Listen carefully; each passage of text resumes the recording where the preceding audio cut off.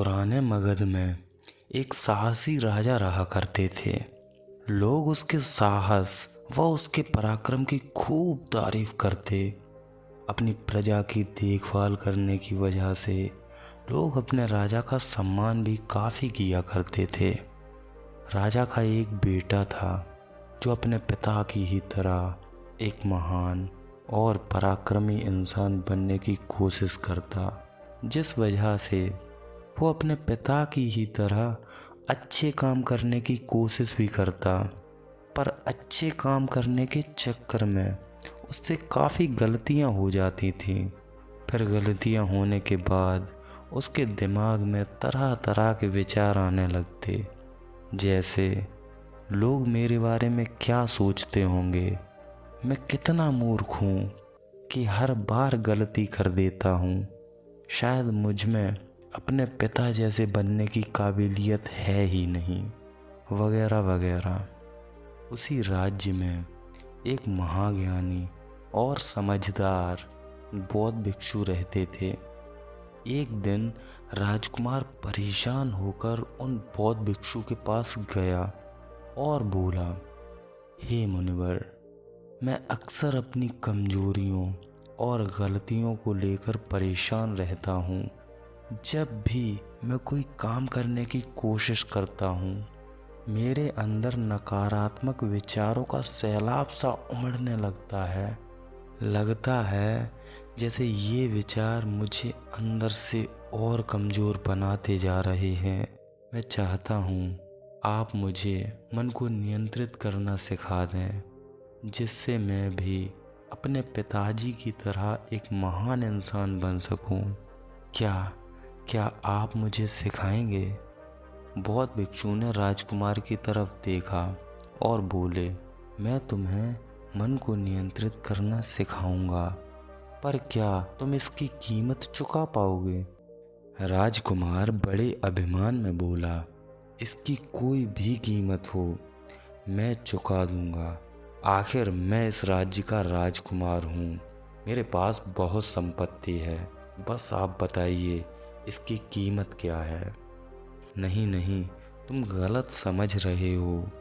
मेरे कहने का मतलब है, जब मैं तुम्हें कुछ काम दूंगा तब क्या तुम वो काम बिना कोई प्रश्न के कर पाओगे? वे बौद्ध भिक्षु बोले।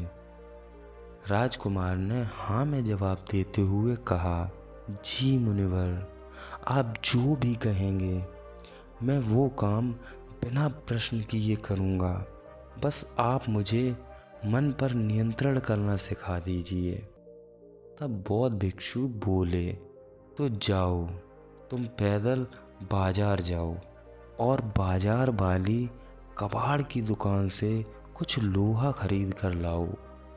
जो राजकुमार आज तक बिना रथ के कहीं नहीं गया, नौकर उसके एक इशारे पर आसपास घूमते, उसे आज कबाड़ की दुकान से लोहा खरीदना था।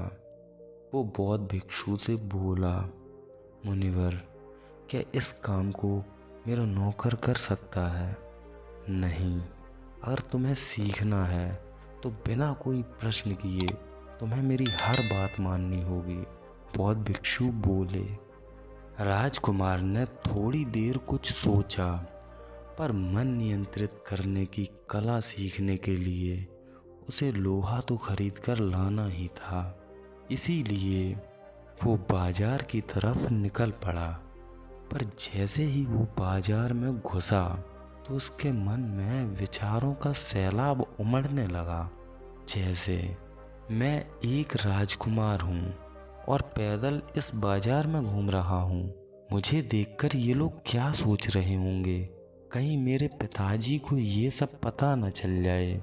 क्या ऐसा काम एक राजकुमार को शोभा देता है? कहीं मैंने उस फकीर की बात मानकर कोई गलती तो नहीं कर दी? ये सोच सोचकर उसका सिर शर्म से झुका जा रहा था। पर राजकुमार हिम्मत कर बाजार पार करके एक कबाड़े की दुकान पर पहुंच गया। फिर उसने जल्दी से लोहा खरीदा। लोहा गंदा था, जिससे उसके कपड़े गंदे हो गए, और गंदे कपड़े देखकर उसकी चिढ़न और बढ़ गई।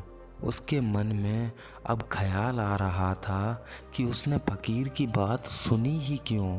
उसकी वजह से मेरी ये कैसी हालत हो गई।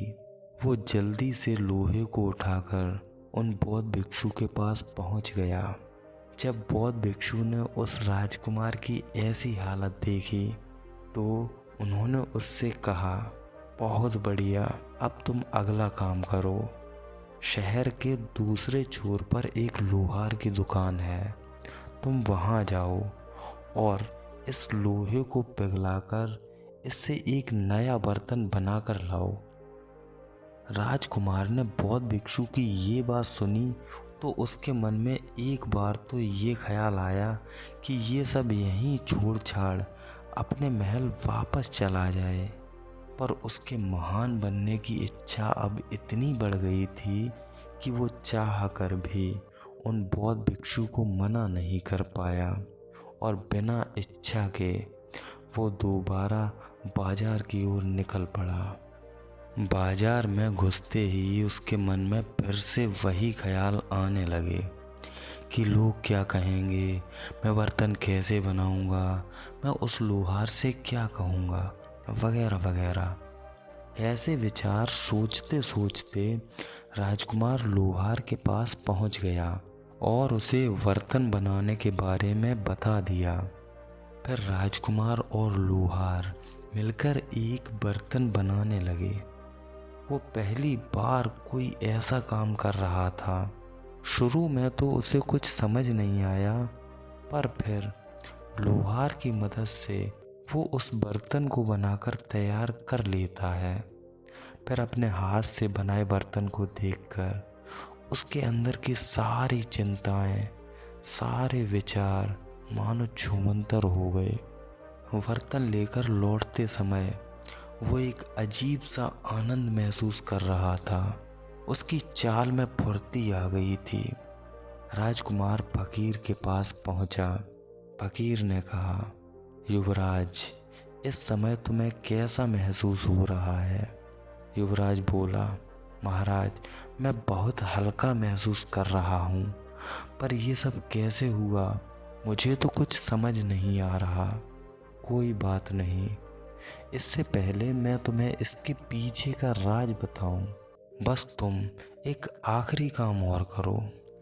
फकीर ने कहा, युवराज, तुम वापस बाजार जाओ और वहाँ मौजूद लोगों से पूछना, क्या तुमने मुझे थोड़ी देर पहले देखा था? यदि देखा था तो मुझे देखकर तुम्हारे मन में क्या ख्याल आया था? फकीर की बात सुनकर राजकुमार बाजार की ओर निकल पड़ा। वहां पहुंचकर उसने बाजार की पहली दुकान पर जाके पूछा, मैं जब सुबह यहाँ आया था, क्या तब तुमने मुझे देखा था? और यदि देखा था तब मुझे देखकर तुम्हारे मन में क्या ख्याल आया था? दुकानदार बोला, देखा तो था, पर तुम्हें देखकर मैंने कुछ सोचा नहीं था, क्योंकि आप तो जानते ही होंगे कि सुबह के समय इस बाजार में कितनी व्यस्तता होती है, इसलिए आप पर मेरा ध्यान नहीं गया। उस दुकानदार की बात सुनकर राजकुमार ने बाजार में मौजूद और लोगों से भी पूछा, तो युवराज ने पाया कि लगभग सभी का जवाब एक जैसा था।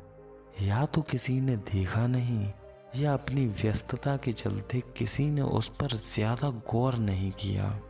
लोगों की बातें सुनकर राजकुमार को ऐसा लगा कि मानो किसी ने उसके सीने से एक भारी भरकम बोझ उठा लिया हो। सालों आत्मग्लानि में डूबे रहने के बाद आज उसे पहली बार कुछ हल्का महसूस हुआ, पर उसे कुछ समझ नहीं आ रहा था कि उसके साथ क्या हो रहा है। उसने अपने कदमों को तुरंत पीछे मोड़ा और फिर सीधे फकीर के पास पहुंचा और उन्हें सारा किस्सा सुनाया। उसे सुनकर फकीर समझ गए राजकुमार उससे कई सवाल पूछना चाहता है। फकीर बोले, यहाँ 3 बड़े सबक हैं जो आज तुमने अपने अनुभव से सीखे। सबक नंबर 1 है खुद की कमियों को जानना। हम खुद अपनी कमियों को, अपनी गलतियों को जितना करीब से देख सकते हैं कोई नहीं देख सकता। पर दिक्कत ये है कि जब वे हमें दिखाई देती हैं तो हम उनके बारे में नकारात्मक हो जाते हैं और बार बार सोचकर हम अपनी ही गलतियों को बड़ा बना लेते हैं, जिस वजह से हम खुद को कमज़ोर और नाकाबिल समझने लगते हैं। सबक नंबर 2 है लोग मेरे बारे में क्या सोचते हैं।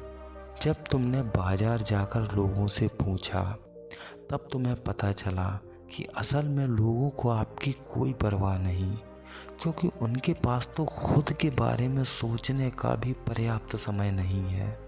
ऐसा नहीं है कि लोग हमारे पीठ पीछे कुछ बोलते नहीं या हमारे बारे में उनकी कोई अवधारणा नहीं, पर हमें ये समझना चाहिए जिन लोगों के पास दूसरों के बारे में गॉसिप करने का समय होता है, वास्तव में उन्हें खुद के बारे में ही नहीं पता होता कि आखिर उन्हें अपनी ज़िंदगी में क्या करना है।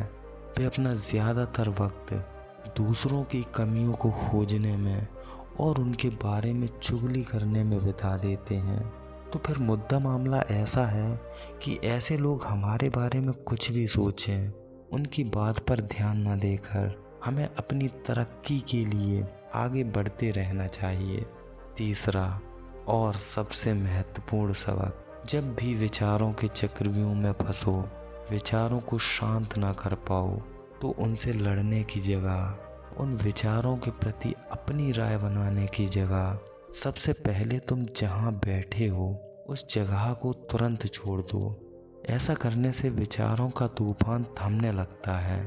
फिर जब विचारों का वेग थोड़ा कम होता है तो कोई ऐसा काम करो जिसे करने में तुम्हें मज़ा आता है, जैसे फुटबॉल खेलना, फिजिकल एक्सरसाइज करना।